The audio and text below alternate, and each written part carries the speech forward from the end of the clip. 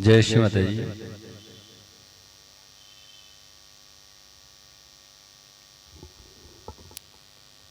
श्री माता जी की बिंदिया की ओर देखें।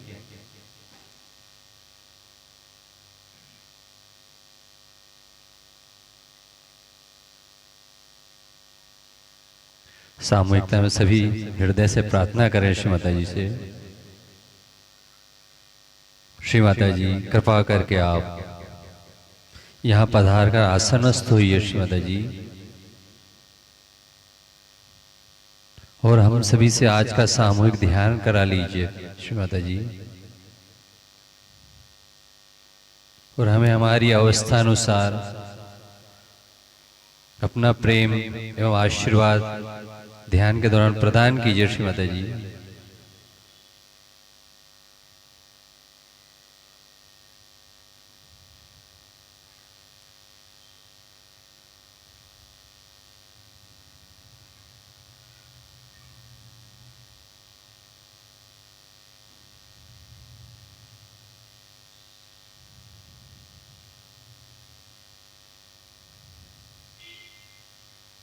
श्री माता जी कृपा करके आप हम सभी से सामूहिक ध्यान करा लीजिए श्री माता जी आज का।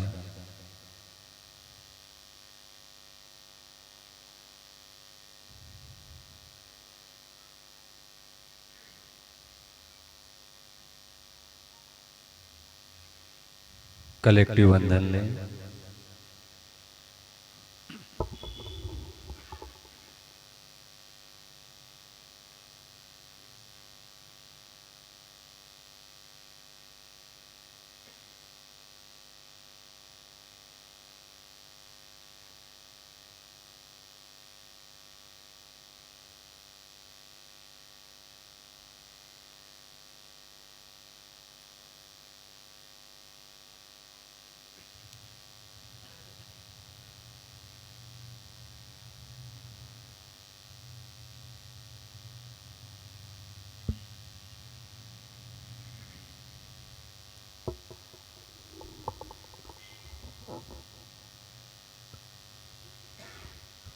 सामूहिकता में 3 महामंत्र एवं गणेश मंत्र लेंगे सभी एक साथ। ओम त्वमेव साक्षात् श्री महालक्ष्मी महासरस्वती महाकाली त्रिगुणात्मिका कुंडलनी साक्षात् श्री आदिशक्ति माताजी श्री निर्मला देवै नमो नमः। ओम त्वमेव साक्षात् श्री कल्की साक्षात् श्री आदिशक्ति माताजी श्री निर्मला देवै नमो नमः। ओम त्वमेव साक्षात् श्री कल्की साक्षात् श्री सहस्राद स्वामिनी मोक्ष प्रदायनी माताजी श्री निर्मला देवै नमो नमः। ओम त्वमेव साक्षात् श्री गणेश साक्षात् श्री आदिशक्ति माताजी श्री निर्मला देवै नमो नमः।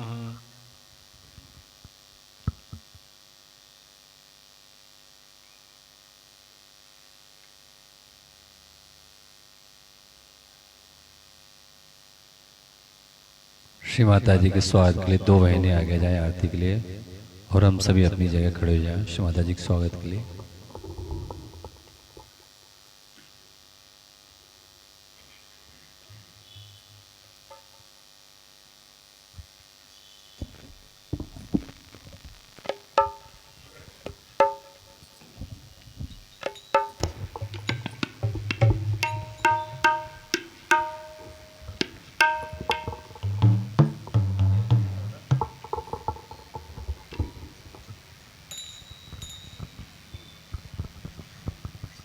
स्वागत आगत स्वागतम, हम सब करते स्वागतम।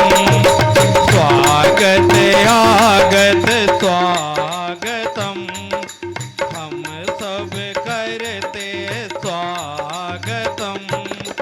आज हमारे बीच पधारे श्री माता जी आप हितारे। आज हमारे बीच पधारे श्री माता जी आप हितारे। झुम झुम के करते हैं गान, झुम झुम के करते हैं गान। स्वागत आगत स्वागतम, हम सब करते स्वागतम। पूज्यवर माता जी के दर्शन पाकर करते हैं स्वागत दिल से गाकर। पूज्यवर माता जी के दर्शन पाकर करते हैं स्वागत दिल से गाकर। प्रेम फूलों की माला पहनाते हैं हम, प्रेम फूलों की माला पहनाते हैं हम। स्वागत आगत स्वागतम, हम सब करते स्वागतम। निर्मल माँ से विनती हमारी, जीवन सुख से कर दे भारी। निर्मल माँ से विनती हमारी, जीवन सुख से कर दे भारी। आनंद प्रेम शांति सदा ही रहे, आनंद प्रेम शांति सदा ही रहे। स्वागत आगत स्वागतम, हम सब करते स्वागतम। आज हमारे बीच पधारे श्री माता जी आप हितारे। आज हमारे बीच पधारे श्री माता जी आप हितारे। झुम झुम के करते हैं गान, झुम झुम के करते हैं गान। स्वागत आगत स्वागतम, हम सब करते स्वागतम। हम सब करते स्वागतम, हम सब करते स्वागतम। बोलो श्री आदि शक्ति माता जी, श्री निर्मला देवी की जय।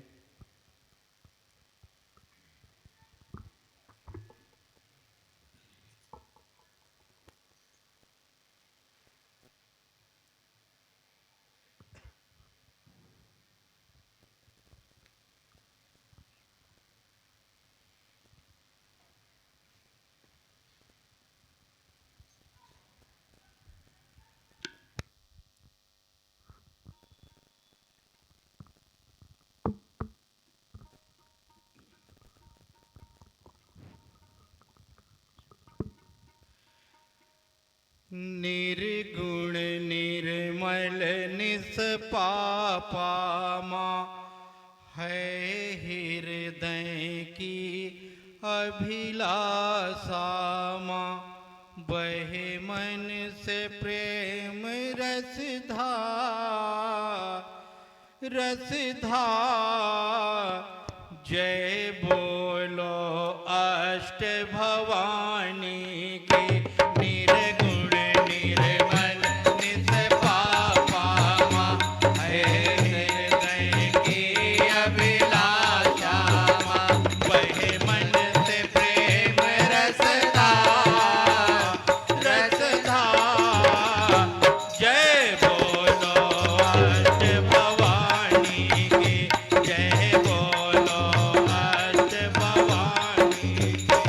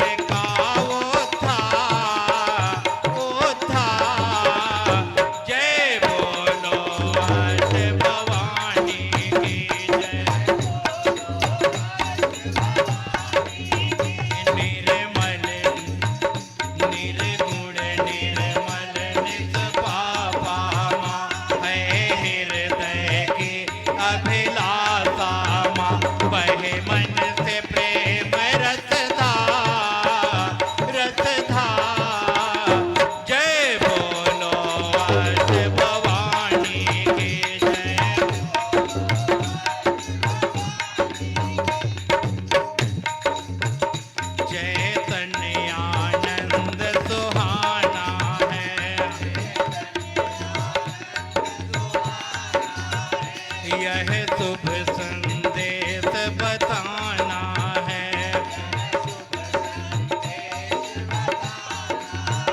चैतन्य आनंद सुहाना है।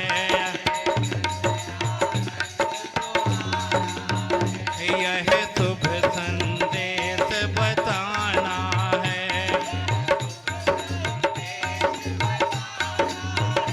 करे प्रतिज्ञा नर नार, जय बोलो अष्ट भवानी की जय। निर्गुण निर्मल निष्पापा माँ है हृदय की अभिलाषा माँ। वह मन से प्रेम रसदा जय बोलो अष्ट भवानी की जय। बोलो अष्ट भवानी की जय। बोलो अष्ट भवानी की जय। बोलो अष्ट भवानी की जय। बोलो अष्ट भवानी की जय। बोलो अष्ट भवानी की।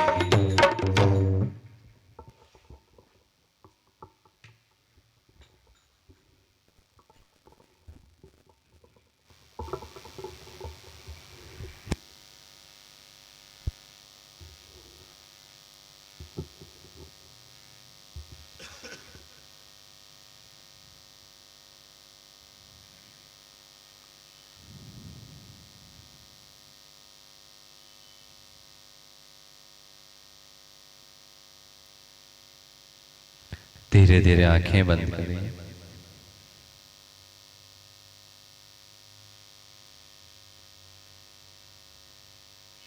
शरीर ढीला छोड़ें, रीढ़ की हड्डी सीधी रखें।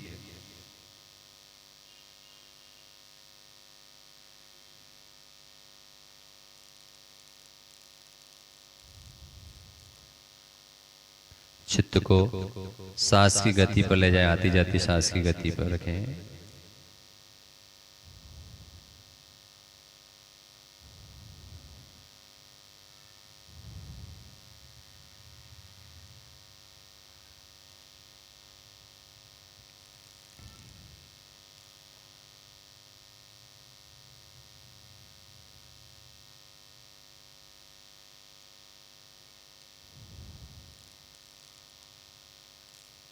हथेली के मध्य में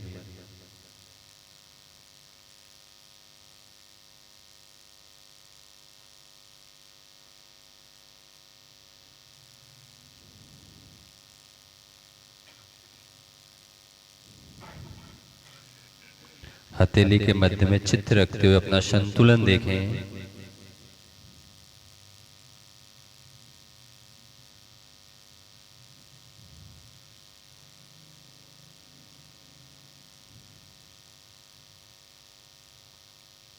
सीधे हाथ में अनुभूति कम है तो उल्टा हाथ आकाश की ओर रखें और उल्टे हाथ में अनुभूति कम है तो सीधा हाथ भूमि मां पे रखें।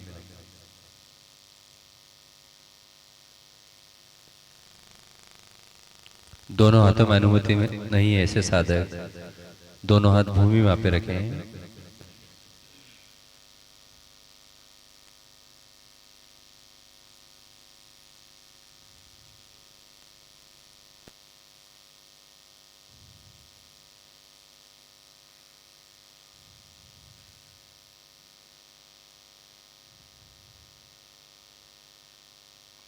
तीनों ही अवस्था में श्री माता जी से हृदय से क्षमा मांगे।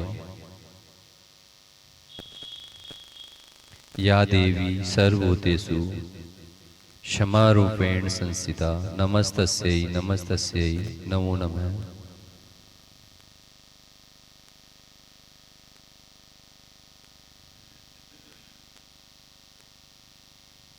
श्री माता जी से प्रार्थना, श्री माता जी जो भी असंतुलन है उसे कृपा करके आप निकाल दीजिए माँ। श्री माता जी जो भी असंतुलन है उसे कृपा कर आप निकाल दीजिए और हमें संतुलन अवस्था दीजिए माँ।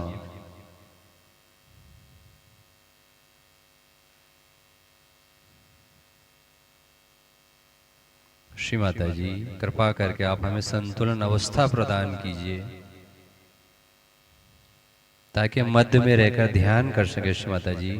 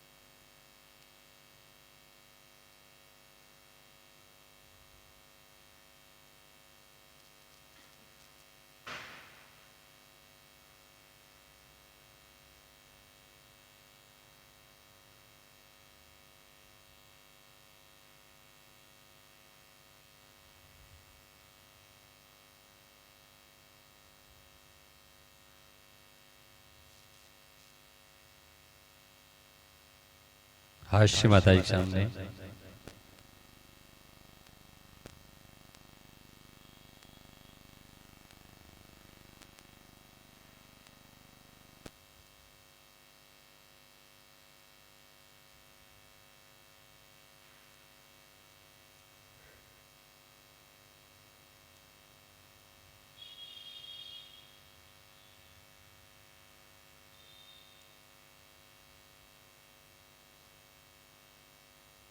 सीधा हाथ भूमि वहां पे रखें।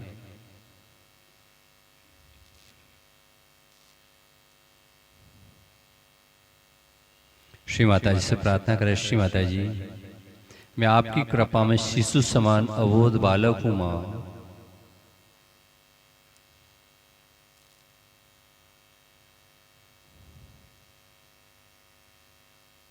श्री माता जी परम पूज्य माता जी मैं आपकी कृपा में शिशु समान अबोध बालक हूं। श्री माता जी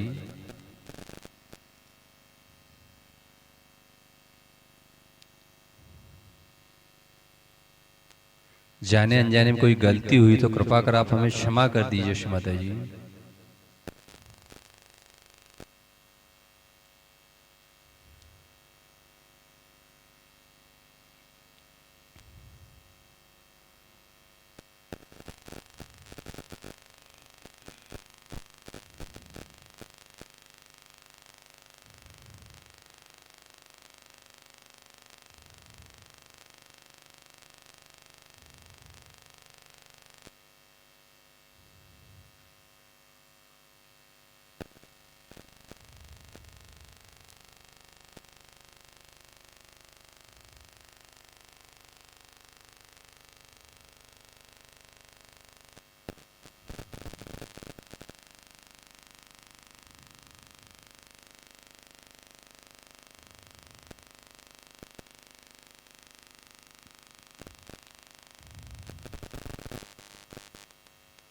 निर्मल गणेश का मंत्र लेंगे।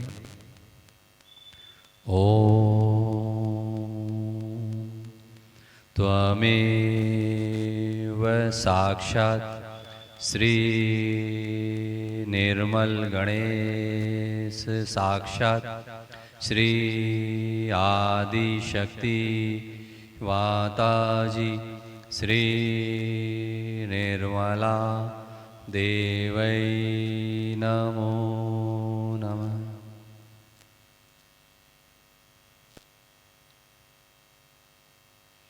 उल्टे हाथ की कलाई से ऊपर अनुभव करना है।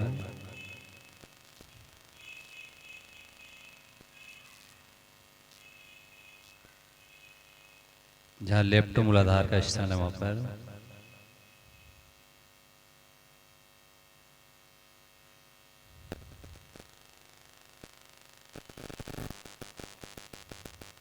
हास्य माता के सामने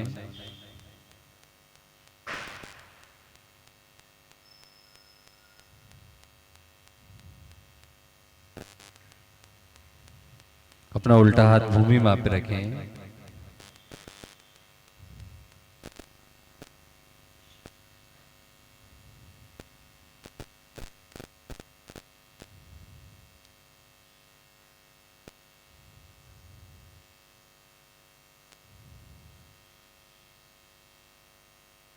श्री माता जी से प्रार्थना करें। श्री माता जी, हमारे राइट मूलाधार पे जो भी अशुद्ध है, राक्षसी प्रवृत्तियां हैं, हमारे अंदर जो भी दोष है राइट मूलाधार पे,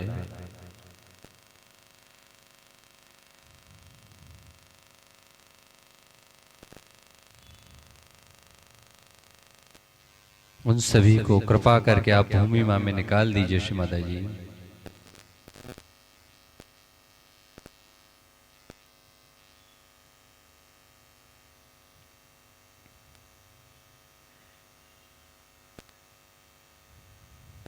श्री माता जी, कृपा करके आप हमारे राइट मूलाधार के सभी दोष, विकार, अशुद्ध जो भी अशुद्ध है उसे भूमि मां में निकाल दीजिए।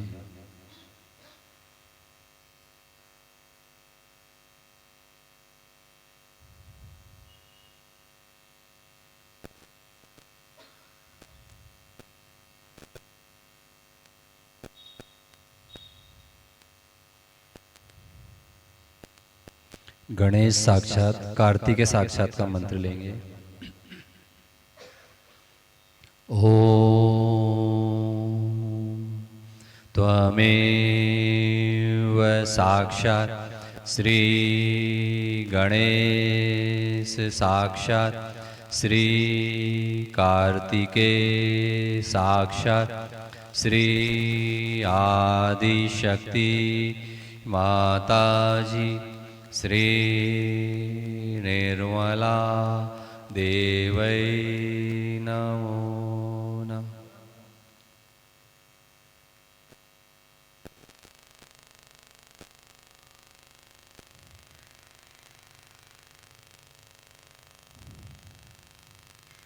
सीधे हाथ की कलाई से ऊपर अनुभव करना है राइट मूलाधार का स्थान।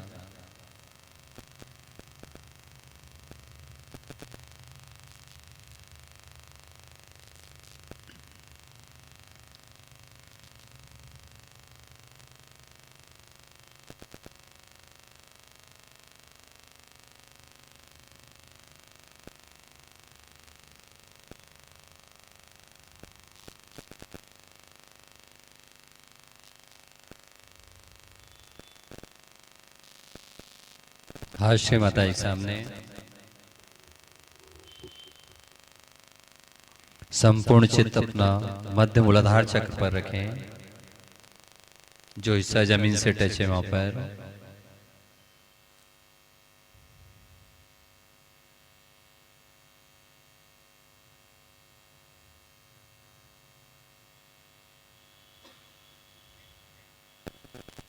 श्री माता जी से प्रार्थना करें। श्री माता जी, आप ही श्री गणेश हैं मां। श्री माता जी, आप ही श्री गणेश हैं। कृपा करके आप हमें श्री गणेश जी के सभी गुण हमें प्रदान कीजिए। श्री माता जी, हे श्री गणेश जी, कृपा करके आप हमारे सभी चक्र एवं नाड़ियों पर एवं हमारे जीवन में प्रसन्न होइए। श्री गणेश जी, जाने अनजाने में आपके विरोध में कोई भी गलती या त्रुटि हो तो कृपा कर आप क्षमा कर दीजिए। श्री गणेश जी, आप हमारे जीवन में प्रसन्न होइए। श्री गणेश जी,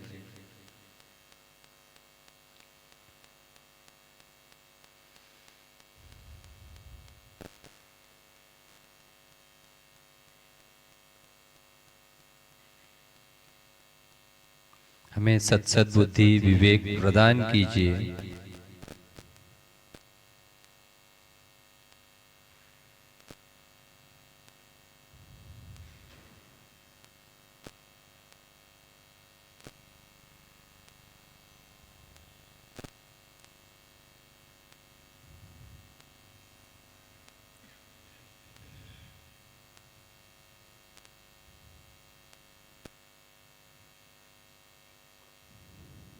यहां से अपना चित्त कुंडलिनी मां पे ले आए।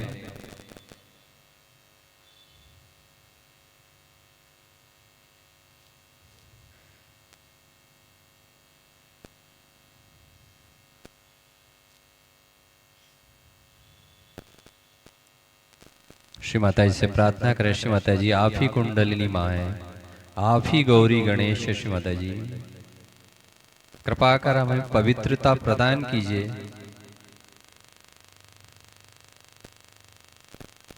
हे कुंडलिनी माँ, कृपा करके आप हमें पवित्रता दीजिए।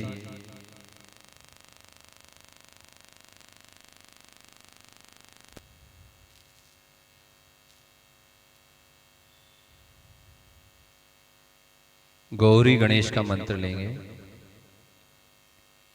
ओम त्वमेव साक्षात् श्री गौरी गणेश साक्षात् श्री आदिशक्ति माताजी श्री निर्मला देवै नमो नमः।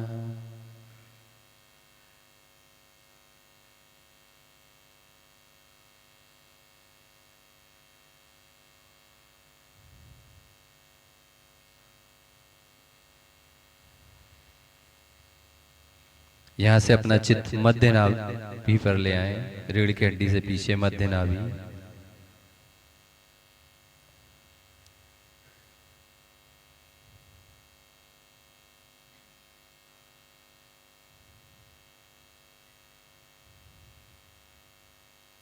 श्री माता जी से प्रार्थना करें। श्री माता जी आप ही लक्ष्मी नारायण हैं। श्री माता जी आपके विरोध में कोई भी गलती या त्रुटि हो तो क्षमा कर दीजिए। कृपा करके आप हमारा जीवन शांति समाधान संतोष से भर दीजिए। श्री माता जी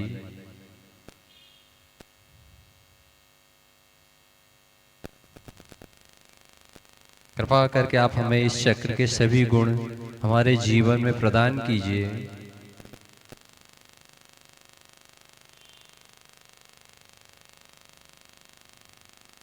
यहाँ से चित्त पुनः मध्य स्वादिष्ठान पर रखें, कमर के बीचों बीच।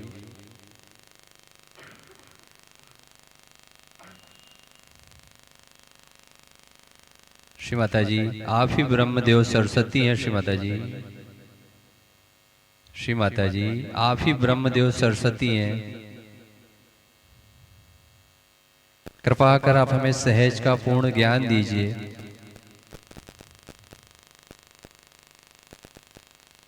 श्री माता जी हमें सहज का पूर्ण ज्ञान दीजिए, परम चेतन का ज्ञान दीजिए। श्री माता जी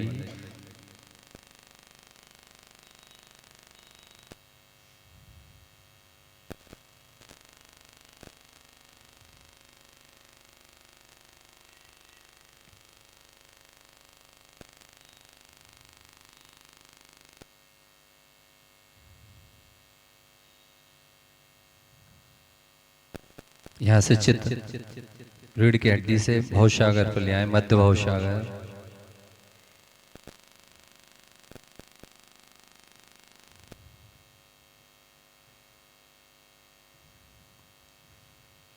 श्री माता जी आप ही गुरु माता हैं, गुरु स्वामिनी है। श्री माता जी कृपा कर आप हमें स्वयं का गुरु बना दीजिए।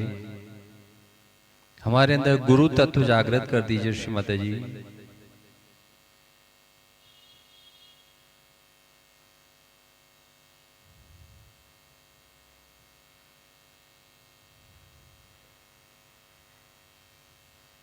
भवसागर से अपना चित्त मध्य हृदय पर ले आए।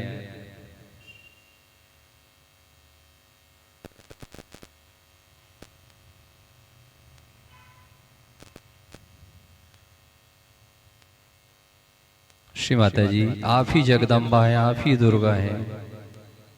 कृपा करके आप हमें जीवन निडर निर्भीक आत्मनिर्भर बना दीजिए।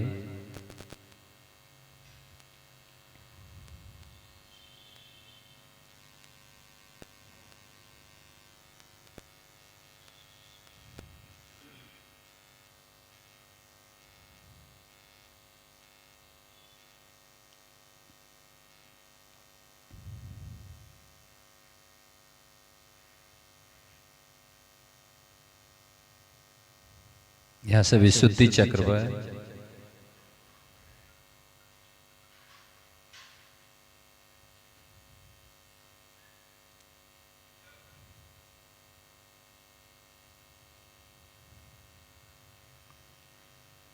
श्री माता जी, आप ही राधा कृष्ण हैं, कृपा करके आप हमें निर्लिप्त साक्षी भाव दीजिए।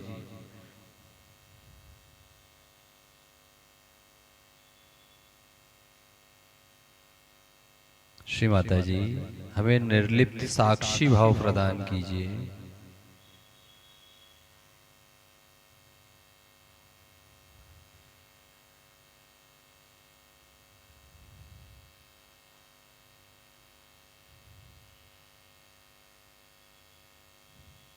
पीछे वेक आज्ञा पर, वेक आज्ञा से आगे आज्ञा चक्र पर ले आए अपने चित्त को।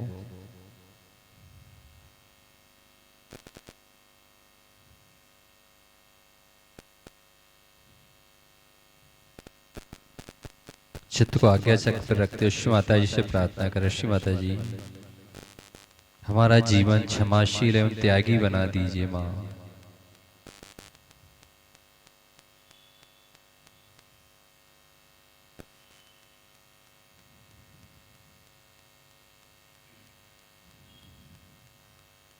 अपना सीधा हाथ तालू भाग पर रखें।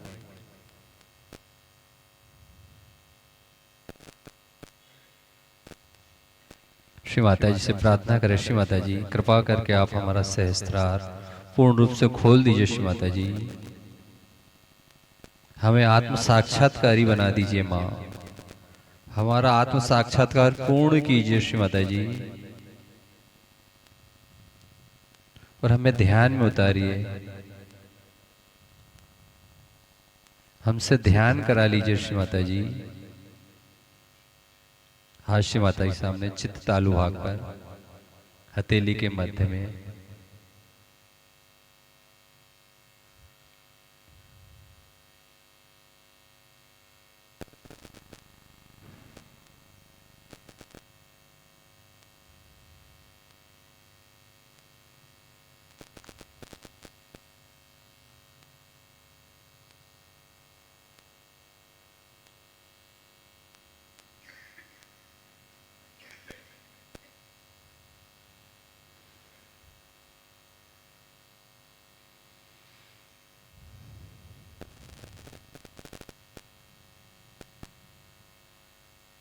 ये तो हमने सोचा भी नहीं था इस नारगोल में 25 साल बाद इतने सहज योगी एकत्रित होंगे।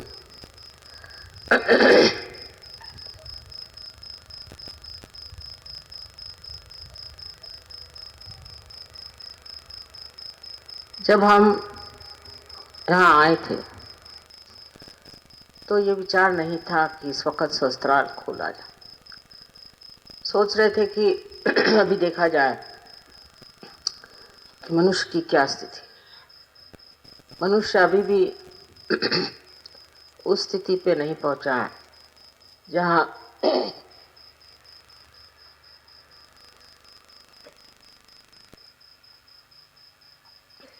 वो आत्म साक्षात्कार को समझ सके। हालांकि इस देश में साक्षात्कार की बात अनेक साधु संतों ने सिद्धों ने की है, और इसका ज्ञान महाराष्ट्र में तो बहुत ज्यादा रहा। कारण यहाँ जो मध्य मार्गी थे, जिन्हें नाथपंथी कहते हैं, जे नाथ लोग, उन लोगों ने आत्म कल्याण के लिए एक ही मार्ग बताया था, आत्मबोध का। खुद को जाने बगैर आप कोई भी चीज प्राप्त नहीं कर सकते। ये मैं भी जानती थी, लेकिन उस वक्त जो मैंने मनुष्य की स्थिति देखी वो बहुत विचित्र सी, कि वो जिन लोगों के पीछे हम भागते थे उनमें कोई सत्यता नहीं, उनके पास सिवाय पैसे कमाने के और कोई लक्ष्य नहीं। और जब मनुष्य की स्थिति ऐसी होती है जहाँ वो सत्य को बिल्कुल ही नहीं पहचानता, उससे सत्य की बात कहना बहुत कठिन। और लोग मेरी बात क्यों सुनेंगे।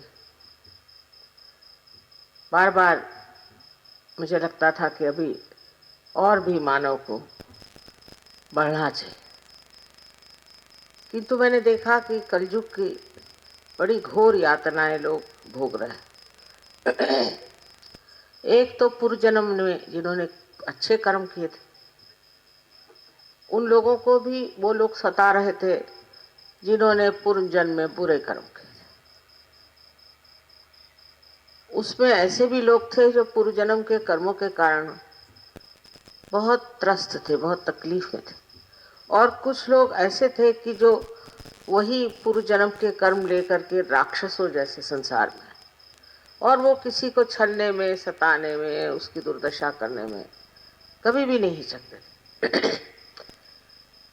तो दो तरह के लोग तो मैंने देखे खास, एक जो पीड़ा देते हैं और एक जो पीड़ित है। अब ये सोचना था कि इसमें से किसकी ओर नजर करें। जो लोग पीड़ा देते थे उस बहुत अपने को सोचते थे कि वह संपूर्ण इंसान, परफेक्ट। उनमें यह कल्पना ही नहीं थी कि वो दूसरों को तकलीफ दे रहे हैं, परेशान कर रहे हैं। और दूसरे जो लोग पीड़ित थे वो बर्दाश्त कर रहे थे, शायद मजबूरी की वजह से हो, या उनको कभी भी ये मालूम ही नहीं था कि इस तरह की जो क्रिया करता है उसका प्रतिकार करना चाहिए, उसका विरोध करना चाहिए। उस वक्त यही सोच रही थी कि मनुष्य कब ये सोचेगा कि हमें बदलना है, हमारे अंतर एक परिवर्तन आना है। क्योंकि दोनों भी अपने तरह से खुद को समझा बुझा कर चुप थे। कुछ लोग ज्यादा तकलीफ देते थे और कुछ लोग कम, और कुछ लोग ज्यादा तकलीफ बर्दाश्त करते थे और कुछ लोग कम। ऐसी इस समाज की स्थिति थी, चाहे वो भगवान के नाम पर हो, चाहे वो राष्ट्र के नाम पर हो, और चाहे वो राजनैतिक हो, या जिसे कहते हैं हम लोग इकोनॉमिकल हो। किसी की गरीबी तो किसी की बहुत अमीरी। इस प्रकार इस देश में एक तरह की छलना चल रही थी, जिसको कि मैं समझती थी जब तक मनुष्य बदलेगा नहीं, जब तक वो अपने को पहचानेगा नहीं, जब तक वो अपने गौरव और अपनी महानता को पाएगा नहीं, तब तक वो ऐसे ही काम करता रहे। ये सब मेरे दिमाग में था ही बचपन से ही, और मैं ये सोच रही थी कि इस मनुष्य को समझना जरूरी है।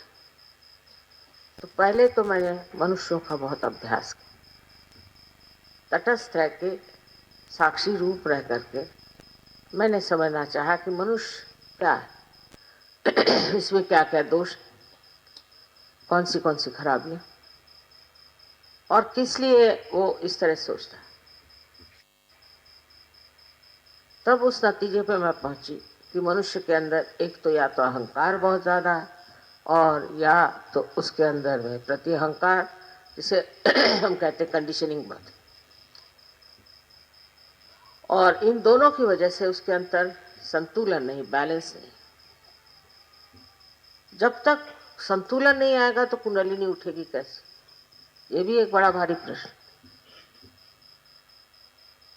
लेकिन जब मैं यहाँ नारगोल में आई तो वो कुछ विचित्र कारणों के कारण कि एक बहुत दुष्ट राक्षस यहाँ पर एक अपना शिविर लगाए बैठे, और उसने हमारे पति से कह करके कहा कि उनको ज़रूर भेजिए, उनको ज़रूर भेजिए।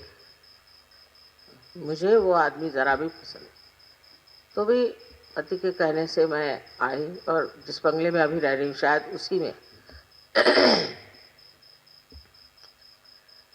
वास्तव में क्या वहीं रहे। उससे पहले दिन की बात है कि मैं जब एक पेड़ के नीचे बैठे देख रही थी इनका तमाशा, तो मैं हैरान हो गई कि ये महाशय सबको मंत्रित करके मेस्मराइज कर रहे थे। कोई लोग चीख रहे थे, कोई लोग कुत्ते जैसे भौंक रहे थे, तो कोई जो है शेर जैसे बड़े दहाड़ रहे थे। मेरी समझ में आ गया कि ये इनकी पूर्व योनियों में ले जा रहा है और इनके जो कुछ भी सुप्त चेतन है, जिसे हम कहते हैं सबकॉन्शियस माइंड, उसको जगा रहा है। तब मैं घबरा गई। मैंने ऐसे बहुत झूठे लोगों को भी पहले देखा था कि ये करते क्या है। ये तो पता होना चाहिए ना कि ये करते क्या हैं, ये किस तरह से क्या धंधा करते हैं। और इन सबको मैंने एक चीज़ से देखा कि ये बड़े भयभीत लोग, इनके साथ बंदूकें रहती थी, इनके साथ इनके गार्ड्स रहते थे। मैंने सोचा कि अगर ये कोई परमात्मा का कार्य करते हैं तो उन्हें इन सब चीज़ों की ज़रूरत क्या। और बेतहाशा पैसा लूटते, करोड़ों में इन्होंने पैसे लूटे लोगों से, झूठ बोल। तो ये तो दो बातें मेरी नज़र में आई और मैंने सोचा ये तो कलयुग की ही महिमा है कि ऐसे दुष्ट लोग अब भी पनप रहे हैं। तब इसका इलाज यही है कि मनुष्य की जो चेतना जागृत हो, उसके अंदर सुबुद्धि आ जाए और वो समझ ले कि ये सब गलत चीज़ है और ये सब करने से कोई लाभ नहीं होगा। तीसरे मैंने ये देखा कि जिस समाज में मैं रहती थी, उस समाज में लोग हर मिनट ऐसा काम करते थे जिससे उनका नाश हो जाए, जैसे शराब पीना, औरतों के पीछे भागना और तरह तरह की चीज़ें। और बहुत ही ज़्यादा पैसे का लगाव उन लोगों को था और बात करते वक्त वो लगता नहीं था कि वो नेचुरल बात करें, कुछ अजीब सा बन-ठन के ड्रामा करके बात करते थे। मैं सोचती थी मनुष्य को क्या हो गया, ऐसे क्यों गुलामी में फंसा हुआ है और इस तरह के गलत काम कर रहा है। लेकिन मैं किससे कहती, मैं तो बिल्कुल अकेली थी। उस वक्त जब हम यहाँ आए तो यही मेरी एक उलझन थी कि क्या किया जाए। यहाँ आने पर जब मैंने देखा कि ये राक्षस लोगों को मेस्मराइज कर रहा था, तब मेरी समझ में आया कि अब अगर सहस्त्रार नहीं खोला गया किसी तरह से तो न जाने लोग कहाँ से कहाँ पहुँच जाएंगे। और इनके जो असर है, इससे जो साधक हैं, जो परमात्मा को खोज रहे हैं, सत्य को खोज रहे हैं, न जाने कहाँ जाकर पहुँच। तब जब देखने के बाद दूसरे दिन सवेरे मैं रात भर वहीं समुद्र के किनारे रही, अकेली थी, बड़ा अच्छा लगा, कोई कुछ कहने वाला नहीं। और तब मैंने ध्यान में जाकर अपने अंदर देखा और सोचा अब सहस्त्रार खोला जाए। और जैसे मैंने इच्छा करी कि अब सहस्त्रार का ब्रह्मरंध्र खुल जाए, ये इच्छा करते ही कुंडलिनी को मैं अपने अंदर देखती क्या हूँ कि जैसे टेलीस्कोप होता है उस तरह से वो खट खट खट खट खुलती हुई ऊपर चली। उसका रंग ऐसा था जैसे ये जितने भी यहाँ पर आपने दिए लगाए हुए हैं, इन सब दियों का रंग मिला लीजिए इस प्रकार, जैसे कि जब लोहा तपता है तो उसका रंग होता। और तब मैंने देखा कि उसके अंदर उस कुंडलिनी का जो बाहर का यंत्र था उस तरह से खुलता गया। हर एक चक्र पे खट खट आवाज़ आई और कुंडलिनी ने जा करके और ब्रह्मरंध्र को छेद दिया। सो मेरे छेदने की तो कोई बात नहीं थी, लेकिन मैंने देखा कि विश्व में अब बहुत आसान हो जाएगा।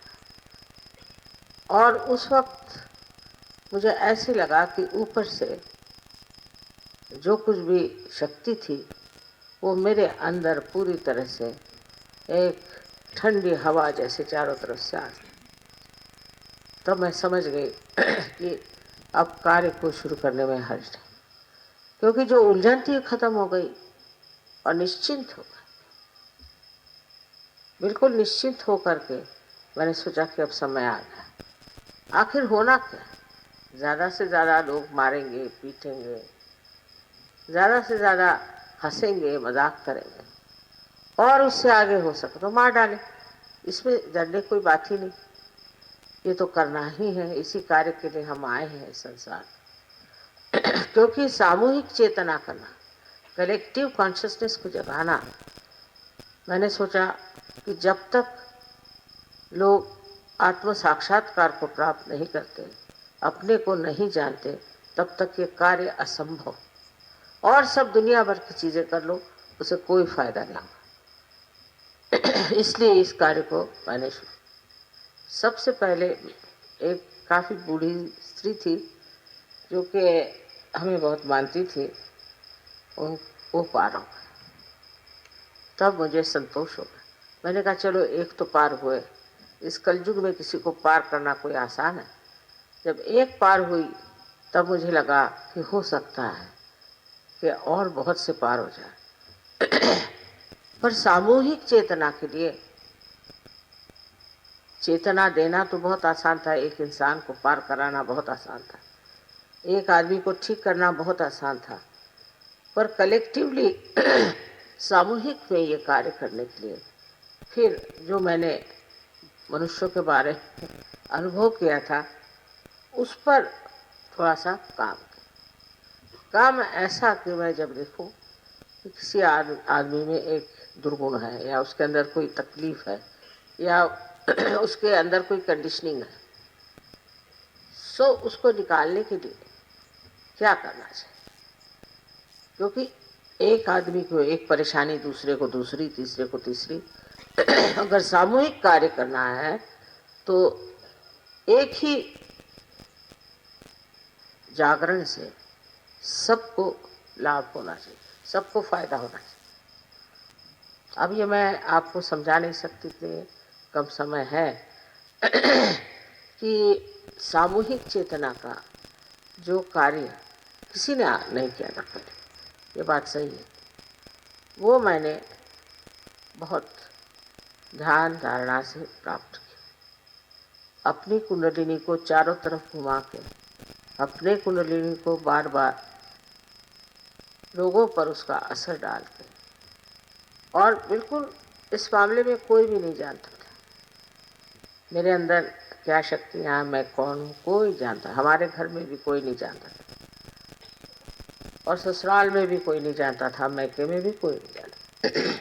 और मैंने कभी किसी से बताया भी नहीं, क्योंकि बताने से भी खोपड़ी में जाना तो आसान चीज़ नहीं ना। इंसान की खोपड़ी ऐसी ही मैंने देखी कि इसमें तो कोई भी विचार घुसना बहुत मुश्किल। सब अपने को घमंड में बैठे हुए, सब अपने कुछ के कुछ समझ रहे हैं। अब इनको कौन बताए। जैसे कबीर ने कहा, कैसे समझाऊं सब जग अंधा। मुझे तो लगा अंधा नहीं है पर अज्ञानी बहुत है, एकदम अज्ञान का भंडार। और ये इतना सूक्ष्म ज्ञान इनको कैसे दिया जाए। लेकिन कुंडलिनी उस लेडी की, उस देवी की जब जागृत हुई तो मैंने देखा कि उसके अंदर एक सूक्ष्म शक्ति आ गई और वो उस सूक्ष्म शक्ति से मुझे समझने लगा। उसके बाद 12 आदमी पार हुए और पार होने के बाद हैरान हुए कि उनकी आंखों में एकदम चमक आ गई और वो देखने लगे सब चीज़ों।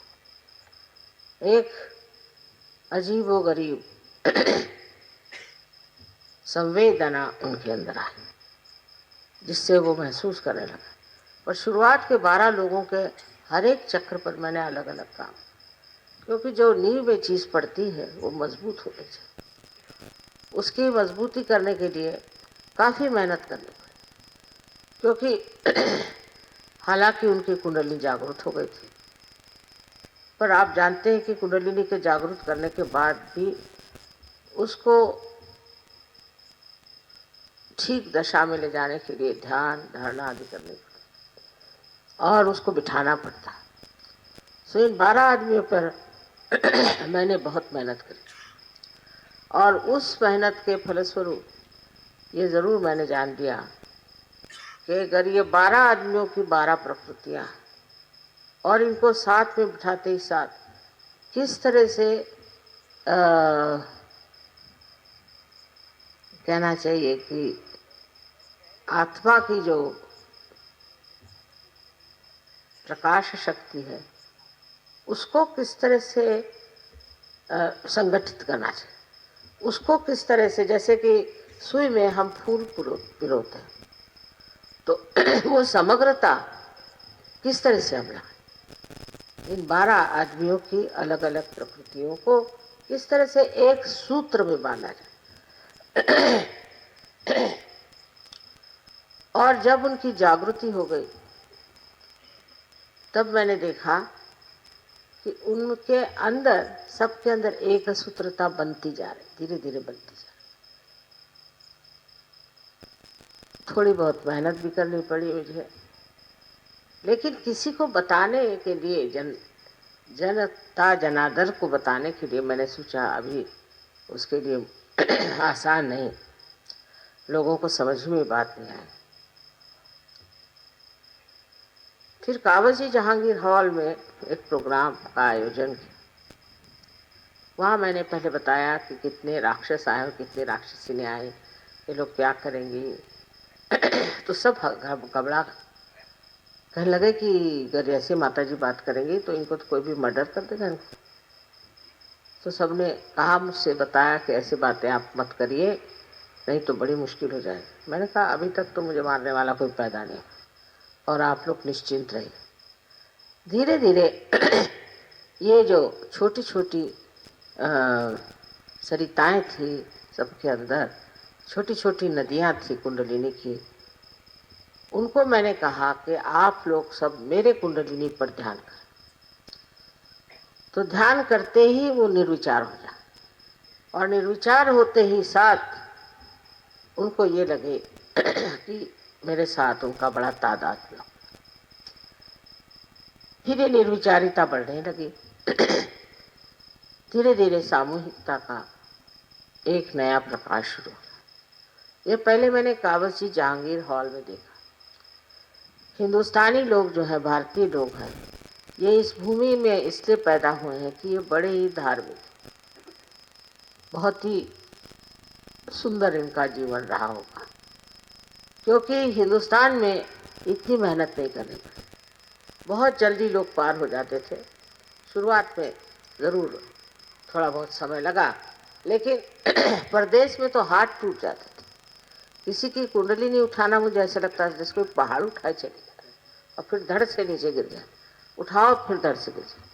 और फिर जब कलेक्टिवली, सामूहिक में, तो बड़ी मुश्किल और अजीब और गरीब सवाल पूछना और ये और वो, दुनिया भर की बातें। जब मैं उसका जवाब देती तो हैरान हो जाती कि ये इतना जानती कैसे है, इनको ये सब मालूम कैसे है। बड़ी मेरी परीक्षा करती थी क्योंकि अहंकार बहुत ज़्यादा। अब धीरे धीरे ऐसी चीज़ हुई, जैसे लंदन में पहली मर्तबा 7 सहयोगी आए। वो 7 हिप्पी थे पहले और ड्रग्स लेते थे, उनसे वो सहयोगी बन गए। इससे मतलब ये तो हुआ कि एक तरह का सहारा मिल गया, निश्चिंती हो गई कि सहयोग से लोग ड्रग छोड़ देंगे। लेकिन अब ये ड्रग एडिक्ट्स को ठिकाने लगाना कोई आसान नहीं था। उसे एक अच्छा ही हुआ, क्योंकि उन पे जो हमने मेहनत करी उससे एक अनुभव आ गया कि कठिन से कठिन भी कोई इंसान हो, जब उसकी इच्छा होती है कि उसे योग प्राप्त होना चाहिए, उसे आत्मज्ञान होना चाहिए, इच्छा मात्र अगर हो तो वो पार हो जाए। तब मैं सबसे कहती थी कि आप हृदय से इच्छा करें कि आपको आत्म साक्षात्कार चाहिए, बस उसी पर लोग खट से पार हो जाते।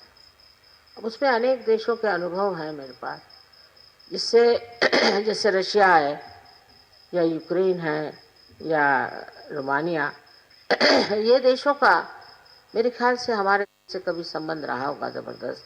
और यहाँ से नाथपंथी जैसे मच्छिंद्रनाथ, गोरखनाथ, ये लोग गए होंगे ज़रूर, क्योंकि इनके यहाँ जो चीज़ें मिली मुझे, उससे पता हुआ कि ये लोग कुंडलिनी के बारे में ईसा से 300 साल पहले से जानते। तब ये समझ में आया कि ये लोग इतने जल्दी पार कैसे हो जाते। महाराष्ट्र में बहुत काम किया नाथपंथियों में, और मैंने भी बड़ी मेहनत की। पर दुख की बात यह है कि जो चीज़ नॉर्थ इंडिया में हम कर पाए वो महाराष्ट्र में अभी भी मैं नहीं कर सकती। समझ में नहीं आता, जहाँ पर संतों ने अपना खून डाला। और हर एक महाराष्ट्रियन को मालूम है कि नाथ कौन थे, उन्होंने क्या कार्य किया, क्या नहीं। और पता नहीं क्यों कि जो चीज़ मैंने नॉर्थ इंडिया में पाई, पहले तो मैं दिल्ली को बिल्ली ही कहती थी, सालों मेहनत की वहाँ भी लेकिन उसके बाद जो सहयोगी वहाँ मिले हैं और जिस तरह से सहयोग फैल रहा है, इस पर मुझे बड़ा आश्चर्य होता है। उतना प्रवाह देख करके यह आश्चर्य होता है कि जहाँ पर इतना संत साधुओं ने काम किया है, इतनी मेहनत की है, और बचपन से हम लोग यही सीखते आए, पढ़ते आए, यहाँ पर सब लोग यही बातें करते रहे, उस महाराष्ट्र में सहयोग उतना गहरा नहीं बैठा जैसा कि नॉर्थ में बैठा। इसका क्या कारण हो सकता है? एक ही मुझे लगता है कि जब पहले ही से सब चीज़ मालूम है तो उसके प्रति जो है अवज्ञा हो जाती, उधर इंडिफरेंस हो जाती। संस्कृत में एक श्लोक है, गति परिचयात अवज्ञा संतत गमनात् अनादरो भवति प्रयागवासी कूपे स्नानम समाचरन्ति। कि जब बार बार आप कहीं जाते हैं, बार बार आप किसी से मिलते हैं, तो आपका अनादर होने लगता है, फिर आपका आदर नहीं रह जाता। क्योंकि प्रयाग में रहने वाले लोग, इलाहाबाद में रहने वाले लोग, गंगा जी में नहाने की जगह त्रिवेणी का संगम है, वो लोग घर में जो कुआं है उसमें नहाते, और लोग दुनिया भर से जाते हैं वहाँ हफ्ते उठा करके नहाने के लिए। यही बात शायद हो कि जो इतनी मान्यता सहयोग को नॉर्थ में मिल गई। यहाँ भी ऐसा नहीं कि यहाँ सहयोगी नहीं, महाराष्ट्र में भी बहुत सहयोगी हैं और बहुत कार्यान्वित भी हैं, पर सहयोग के प्रति जो समर्पण चाहिए वो मैंने तो कमी देखा, आप पता नहीं शायद बढ़ गया। समर्पण का मतलब है कि हमें सहयोगी पद जो मिला है, उस सहयोगी पद को हम किस तरह से इस्तेमाल करें। वो सिर्फ हम अपने ही लाभ के लिए, अपनी तकलीफ के लिए, अपने ही परिवार के लिए सोचते हैं या सारे संसार के लिए सोचते हैं, ये कुछ समझ में नहीं आता। कि महाराष्ट्र की जो संस्कृति है और जो महाराष्ट्र में धर्म की इतनी गहन छाप है, उस महाराष्ट्र में सहयोग इतना नहीं बना पाया। और गुजरात में जहाँ नारगोल में हमने ब्रह्मरंध्र खोला, वहाँ तो बहुत ही कम। गुजरात के लोग तो मेरी समझ में नहीं आते, बहुत मेहनत की, गुजरात भी गए, पर सबसे ज़्यादा महाराष्ट्र में मेहनत की, क्योंकि आज यहाँ महाराष्ट्रियन लोग बहुत हैं। मुझे कहना ये है कि सहयोग को बढ़ाने के लिए सबसे पहले आप ध्यान धारणा करें और गहरे उतरें। जब गहरे आप उतर जाते हैं तब आपको लगता है कि मैं ही क्यों इसका मज़ा उठाऊं, और लोग भी इसका मज़ा उठाएं। और जब ये भावना अंदर आती तो सहयोग फैलता है, और उसके बाद मनुष्य जो है अपने जीवन में यही सोचता है कि दूसरों को सुख देना, दूसरों को आनंद देना, इससे बढ़ के और कोई चीज़ नहीं, और सब चीज़ों को भूल जाता है। ये जब होता है तब सहयोग बढ़ता है। रात दिन वही चिंतन, रात दिन वही सोचना, इसमें मज़ा आता है। आज यहाँ देखकर मैं बहुत खुश हुई कि सारे दुनिया से यहाँ लोग आए। इसके अलावा और भी लोग जो कहना चाहिए कि परदेश से तो आए हैं और यहाँ के लोग आए हैं, और दिल्ली वगैरह से भी इतने लोग यहाँ आए। ये कम से कम एक बड़ी मुझे आनंद की बात लगती है कि इस कठिन जगह आप लोग कैसे सब पहुँचे। ये तो प्रेम की महती है, और ये सिर्फ प्रेम में आप लोग यहाँ पहुँचे, ये बहुत बड़ी चीज़ है। लेकिन इसमें बस फ़र्क ये है कि जिस तरह से सहयोग, अब देखिए कोल्हापुर में कितनी मेहनत की, कोल्हापुर में बहुत मेहनत करी, लेकिन कोल्हापुर में सहयोग बहुत कम। आश्चर्य की बात है, ऐसा क्यों होता है? उन्होंने कहा पंढरपुर में 800 सहयोगी हैं, पर ऐसा बाहर नहीं होता। गाजियाबाद में जाओ तो 15,000,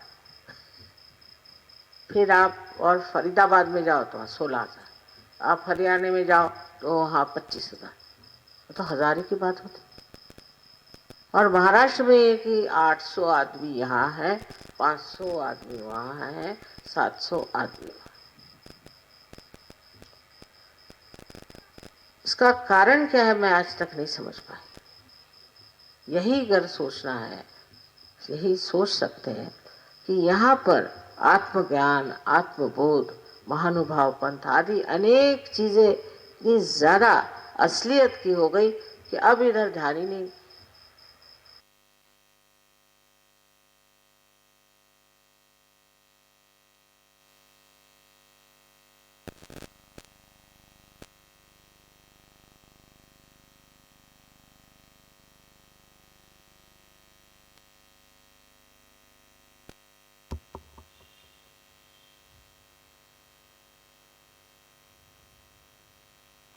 सीधा तालू हाथ पर रखें।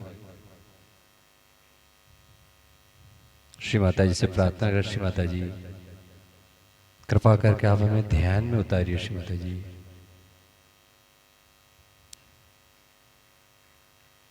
हमें निर्विकल्प समाधि दीजिए। श्री माता जी हाँ श्री माता जी के सामने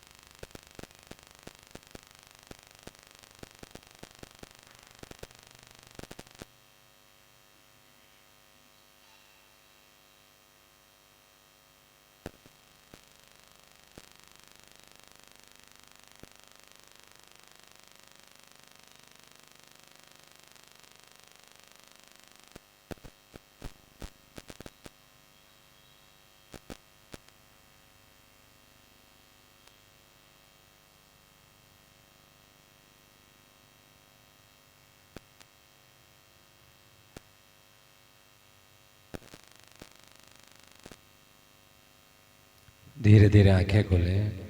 श्री माता जी के चरण कमल की ओर देखें।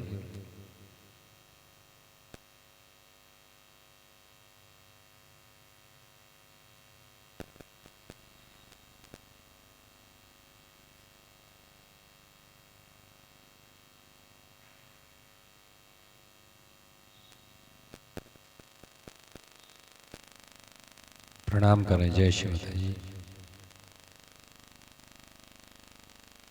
सभी अपनी जगह आरती के लिए खड़े हों।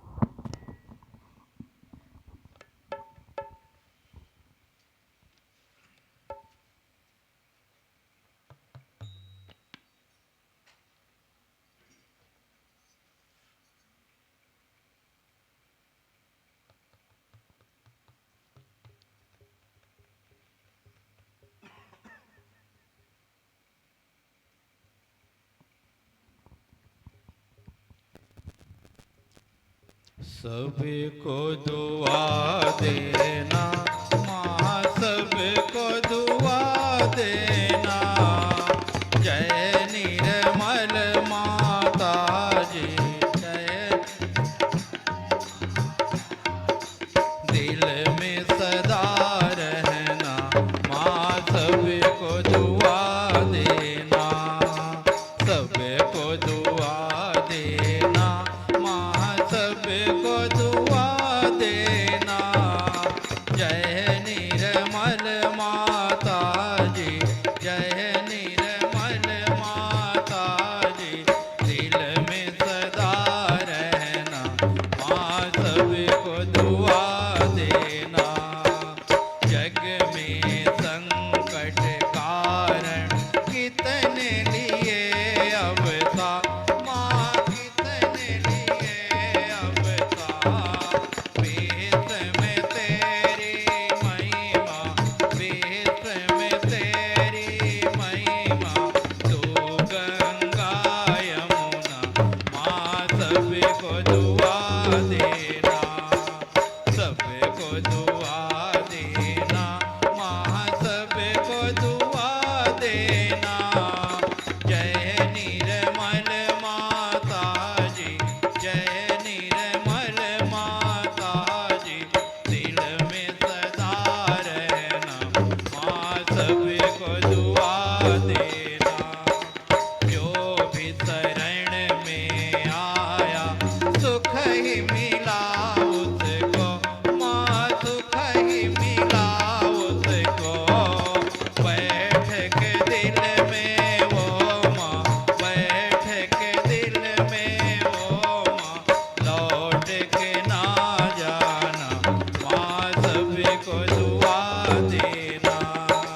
सबको दुआ देना माँ, सबको दुआ देना। जय निर्मल माता जी जय निर्मल माता जी। दिल में सदा रहना माँ, सबको दुआ देना। मानव में अवतर के कर दिया उजियारा माँ, कर दिया उजियारा। कलयुग में माया है, कलयुग में माया है। फिर भी पहचाना माँ, सबको दुआ देना। सबको दुआ देना माँ, सबको दुआ देना। जय निर्मल माता जी जय निर्मल माता जी। दिल में सदा रहना माँ, सबको दुआ देना। संत जनों की धरती है भारत माँ, माँ है भारत माता। इस धरती पर आकर, इस धरती पर आकर दुख से दूर करना माँ, सबको दुआ देना। सबको दुआ देना माँ, सबको दुआ देना।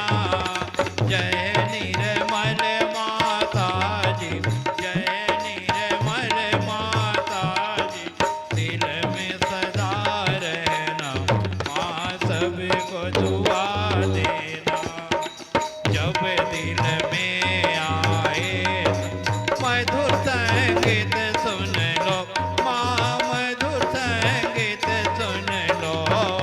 होय सके जो सेवा, होय सके जो सेवा हमसे करा लेना माँ, सबको दुआ देना। सबको दुआ देना माँ, सबको दुआ देना। जय निर्मल माता जी जय निर्मल माता जी। दिल में सदा रहना माँ, सबको दुआ देना माँ, सबको दुआ देना माँ, सबको दुआ देना।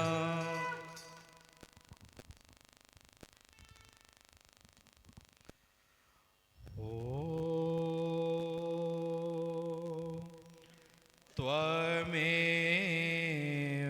साक्षात् श्री महालक्ष्मी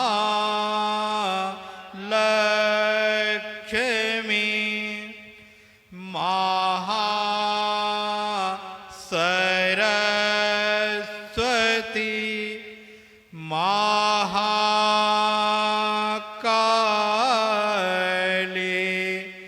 त्रिगुणात्मिका कुंडलिनी साक्षात् श्री आदिशक्ति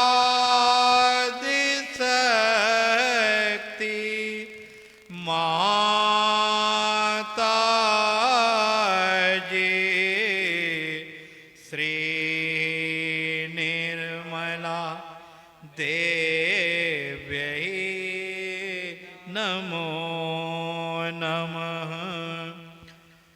ॐ त्वमेव साक्षात् श्री कल्की साक्षात् श्री आदिशक्ति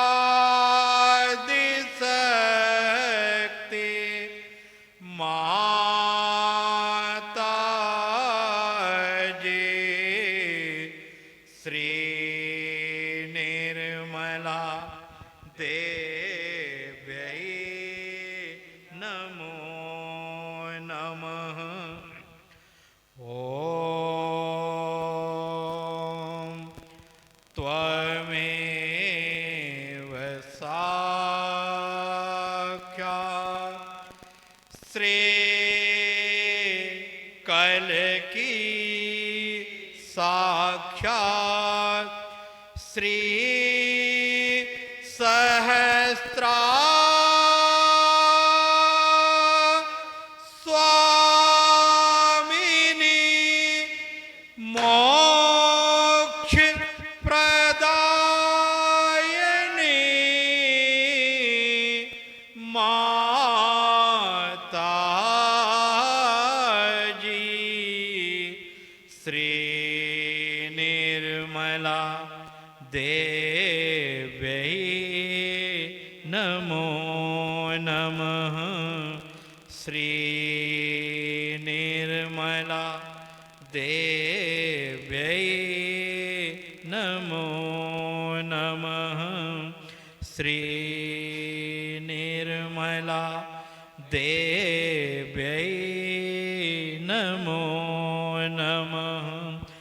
बोलो श्री आदिशक्ति माता जी श्री निर्मला देवी की जय।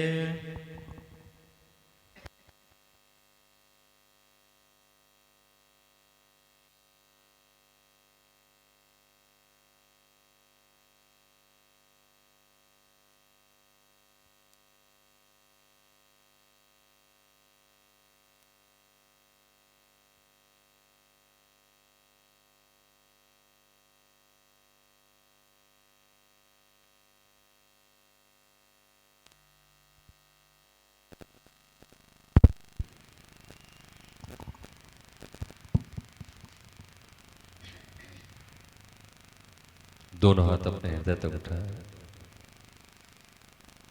पूर्ण हृदय से प्रार्थना करें। श्री माता जी कृपा करके आप ध्यान एवं आरती के बाद की आपकी प्रेम और चेतन की शक्ति हमें प्रदान कीजिए माँ।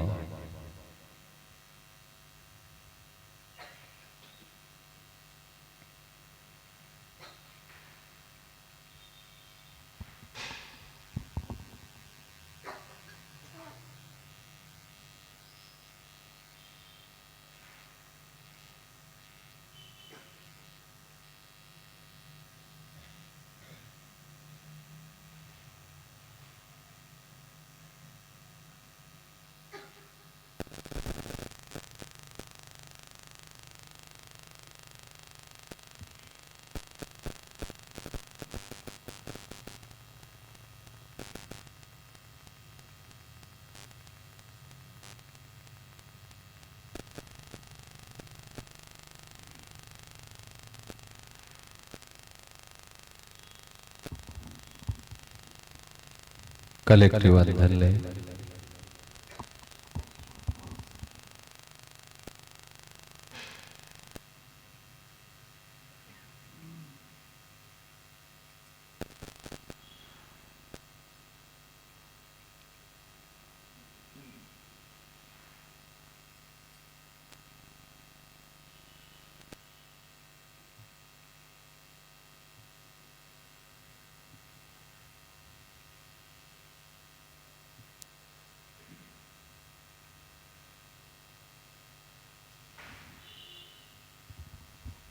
जय श्री माता जी।